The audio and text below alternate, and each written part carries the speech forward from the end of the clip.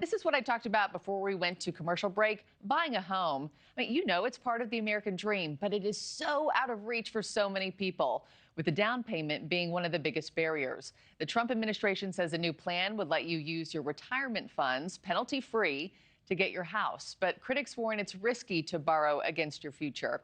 News Nation's Ryan Bass is in St. Petersburg, Florida. That's actually one of the cities where the housing market has been struggling here in recent years. Ryan, good morning to you. What more are we learning about this plan? Good morning, Marky. So the plan outlines kind of what you set out right now, which is basically you can borrow from your 401k to put money on a down payment for a home. Right now, if you take money out of your retirement savings, the IRS will slap you with a penalty. The White House here is saying that this is a way to get into that dream home that you want earlier. However, critics say this doesn't really solve the affordability crisis for homes, and you could actually risk your retirement savings if you end up pulling money out of it. Now, White House economic advisor Kevin Hassett previewed this plan earlier this week, I should say on Friday. He says down payments have doubled since the pandemic, from $15,000 to over $30,000. A Realtor.com analysis says it now takes families about 7 years to save that up, twice as long as it did before. Here's Hassett explaining the idea on Fox News. Suppose that you put 10% down on a home, and then you take 10% of the equity of the home and put it in as an asset in your 401k. Then your 401k will grow over time as the value of your house grows. But here's the thing, only about half of Americans even have a retirement account, and even fewer have 401ks. Now, we spoke with Sergio Altamare. He is the CEO of Hearthfire Holdings, a real estate private equity and development firm. He said that people who need help the most are least likely to benefit from the president's plan. There's still a lot of work that needs to go into addressing affordability for the individuals on the lower rung of the income chain. That to me, this will not address that by no means.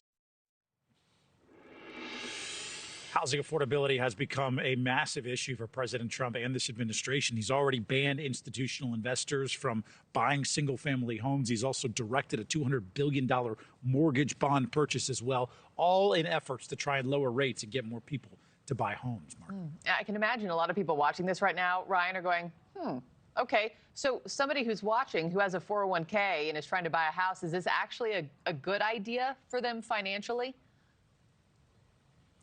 So, Marky, asking Sergio, I mean, he says you'd probably need to be between 35 to 40 years old and have a steady employment to even have enough saved up for this to actually work for you. His big point is this. He says that this isn't about affordability. He says it's about accessibility. Even if you access your 401k for a down payment, you're basically robbing from your future retirement to buy a house now, and you've got to make that up somehow down the road. He's saying, you got to bank basically that your housing it's going to go up, basically, that you're going to be able to have your home go up in value, which would then benefit your 401k. If it goes down, that could certainly hurt it. The president is expected to fill in more of those blanks this week in Switzerland at that World Economic Forum. We should have the full details of his plan here soon. It's going to be interesting to see how many people actually want to partake in this market. Yeah, fascinating to see how this continues to take shape. All right, Ryan Bass live in St. Petersburg, Florida. Thank you so much. Thank you for watching. Subscribe below and download our News Nation app right now on your phone, and you will get fact-based, unbiased